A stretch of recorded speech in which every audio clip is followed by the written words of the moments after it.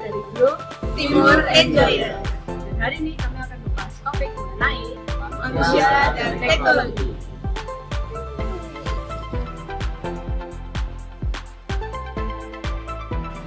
Teknologi berasal dari bahasa Yunani teknologia. Lalu ada Internet of Things.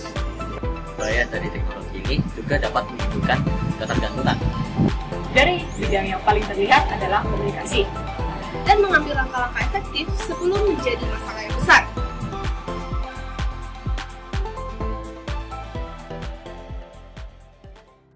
Jadi, teknologi itu apa sih? Menurut KBBI, teknologi adalah metode ilmiah untuk mencapai tujuan praktis, ilmu pengetahuan terapan, atau keseluruhan sarana untuk menyediakan barang-barang diperlukan bagi kelangsungan dan kenyamanan hidup manusia. Teknologi berasal dari bahasa Yunani teknologia.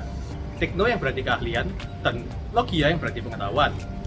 Secara umum, teknologi adalah suatu hal yang dibuat menggunakan ilmu pengetahuan untuk membantu manusia dalam kehidupannya sehari-hari.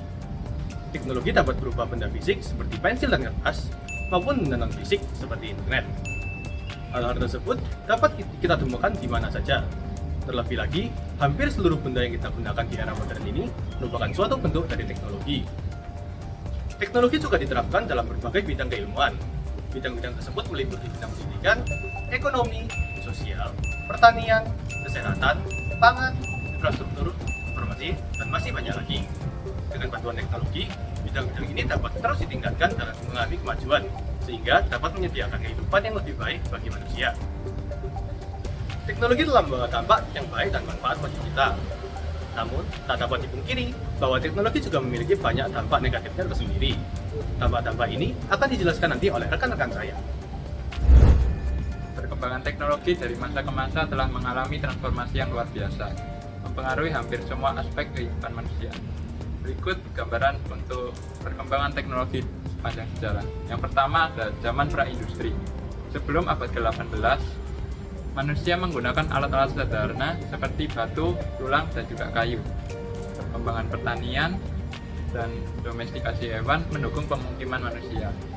Yang kedua ada revolusi industri pada abad ke-18 dan awal abad ke-19. Penemuan mesin uap oleh James Watt memulai revolusi industri dan mengubah cara produksi dan transportasi. Peningkatan produksi dan urbanisasi signifikan. Yang ketiga pada abad ke-19 dan awal abad ke-20. Telegraf dan telepon mengubah cara komunikasi manusia, dan listrik menjadi umum, memungkinkan penemuan sebagai perangkat elektronik. Pada abad ke-20, mobil dan penerbangan muncul. Mobil dan pesawat terbang mengubah mobilitas manusia. Revolusi elektronika, perkembangan komputer dan teknologi semikonduktor. Yang kelima ada revolusi digital. Revolusi digital terdapat pada akhir abad ke-20 dan awal abad ke-21. Di sini muncul internet, dan internet mengubah cara kita berkomunikasi, bekerja, dan mendapatkan informasi. Komputasi pribadi seperti PC, laptop menjadi umum, memungkinkan akses pribadi ke teknologi. Telekomunikasi bergerak, perkembangan telepon seluler. Yang keenam terdapat revolusi kognitif dan kecerdasan buatan. Kecerdasan buatan atau yang biasa disebut dengan AI mengubah cara kita bekerja dan berinteraksi dengan teknologi. Lalu ada Internet of Things. Perkembangan sensor dan konektivitas memungkinkan objek terhubung satu dengan yang lainnya. Yang ketiga ada teknologi cloud, yang merupakan penyimpanan dan pemrosesan data yang terpusat. Yang keempat ada teknologi bio, kemajuan dalam bidang genetika dan kesehatan digital. Lalu yang untuk ketujuh ada perkembangan masa depan. Yang pertama ada quantum computing, potensi revolusi dalam pemrosesan informasi. Yang kedua ada energi terbarukan, peningkatan dalam teknologi energi terbarukan. Yang ketiga teknologi medis, kemajuan dan dalam diagnosis dan pengobatan berbagai penyakit. Yang keempat ada transportasi otonom, pengembangan kendaraan tanpa pengemudi. Lalu perkembangan teknologi tidak hanya melibatkan inovasi di satu bidang, jam, tetapi seringkali merupakan gabungan dari berbagai bidang ilmu pengetahuan dan teknologi. Perjalanan ini terus berlanjut, membentuk dunia kita dan memainkan peran penting dalam evolusi masyarakat manusia. Dampak positif teknologi ada dalam berbagai aspek, mengingat teknologi sendiri berkembang untuk memudahkan kehidupan manusia, sehingga membuat teknologi dikembangkan dalam segala hal. Dari bidang yang paling terlihat adalah bidang komunikasi. Komunikasi bisa berbentuk dengan banyak hal untuk memberitahu suatu pesan, mulai dari yang tradisional seperti tanda asam atau burung merpati, hingga yang modern seperti handphone.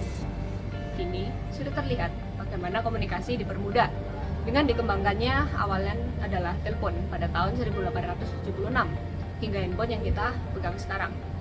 Orang-orang hanya perlu memencet beberapa tombol dan akan langsung terhubung dengan orang yang telepon dimanapun. Dalam bidang kesehatan, dahulu dokter mempraktekkan operasi dengan alat yang tradisional dan konvensional. Bahan-bahan yang didapatkan juga susah, karena obat yang digunakan berasal dari bahan tradisional seperti tanaman. Obat-obatan kimia cenderung lebih mahal di masa lampau, namun sekarang obat bisa dicari dengan mudah melewati apoteker dan sudah teruji manfaatnya. Ditambah pula dokter sekarang sudah dilengkapi dengan peralatan yang canggih yang mempermudah operasi dan mengurangi risiko kesalahan. Lalu ada pula dalam bidang pekerjaan. Banyak yang sudah diimprovisasi oleh teknologi. Pekerjaan kantor dipermudah dengan adanya komputer dalam menginput dan mengoperasi data. Arsitek dapat membuat gambaran dalam AutoCAD dibanding menggambar manual. Pengusaha juga dapat menjual barangnya secara online, dan desainer grafis bisa membuat desain melalui software yang ada di dalam komputer. Lalu ada lagi dalam bidang transportasi. Awalnya manusia berpergian menggunakan media transport hewan seperti kuda atau kereta sederhana. Adanya teknologi uap dan mesin, terbentuklah kereta dan mobil awal. Hanya beberapa orang saja yang memiliki transportasi. Namun sekarang, telah berkembang mobil dan motor modern yang dimiliki hampir semua warga. Hal ini merujuk bahwa teknologi sekarang sudah mudah diakses dan dinikmati oleh semuanya. Ada juga banyak dampak negatif dari teknologi, yaitu cybercrime atau bisa disebut juga kejahatan siber.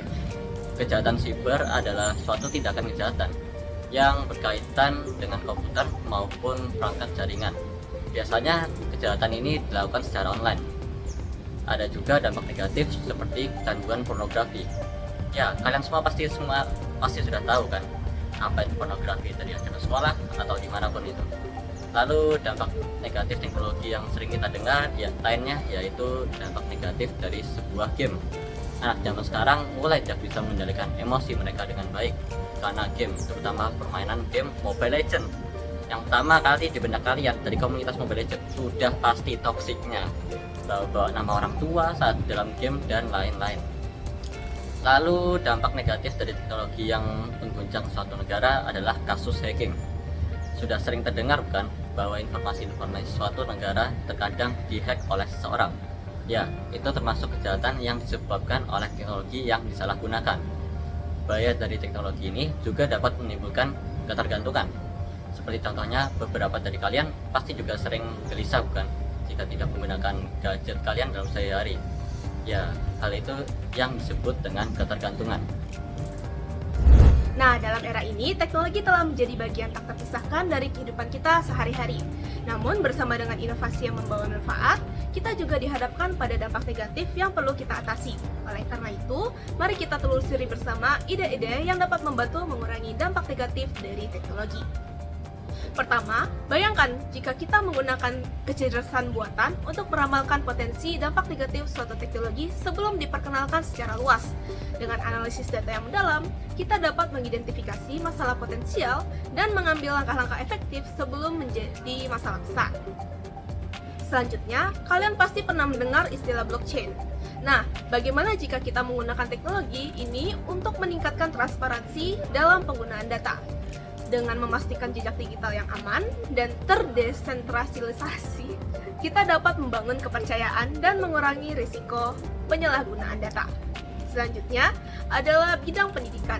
Bagaimana jika kita menggunakan teknologi edukasi virtual untuk meningkatkan kesadaran global tentang dampak negatif teknologi?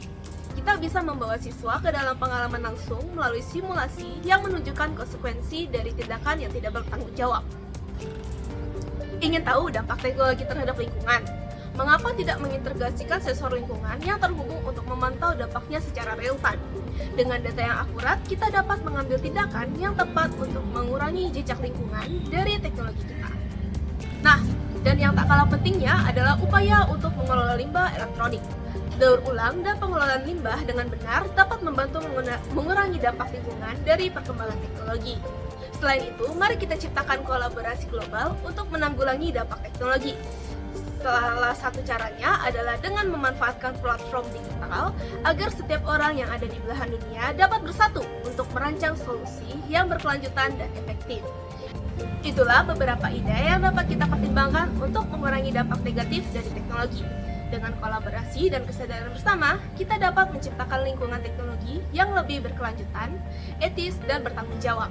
Terima kasih telah bergabung dan jangan lupa untuk terus mendukung perkembangan teknologi yang membawa manfaat bagi semua.